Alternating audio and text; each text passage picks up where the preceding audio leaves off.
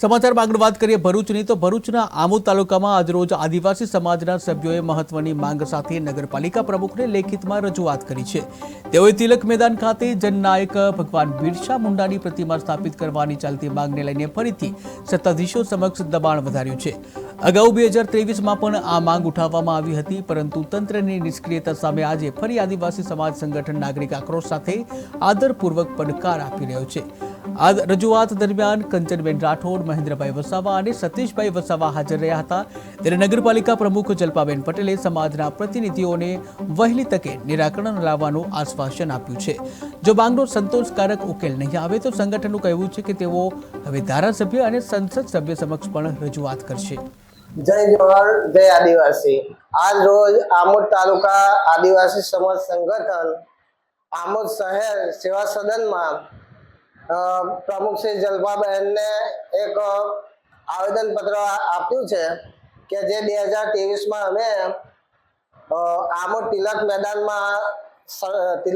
સર્કલમાં ભગવાન બિરસા મુંડાની પ્રતિમાને સ્થાપિત કરવા માટે 2023માં જે અરજી આપી હતી, પણ આજ રોજ અમે ફરી અરજી આપવા માટે આવ્યા છે। તો જલ્પાબેને અમને એક સંતોષકારક જવાબ આપી અને એવું કહ્યું છે કે જ્યાં પણ જવાનું થાય ત્યાં હું તમારી સાથે છું અને તમારું કામ વહેલી તકે થઈ જાય એવી હું તમને બાહેધરી આપું છું।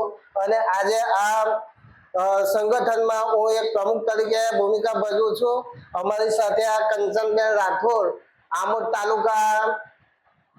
તાલુકા પંચાયતના ન્યાય સમિતિ અધ્યક્ષ છે, સાથે મહેન્દ્રભાઈ વસાવા, તેઓ પૂર્વ ન્યાય સમિતિ અધ્યક્ષ છે, સાથે સતીશ વસાવા આમોદ શહેર પૂર્વ મંત્રી છે।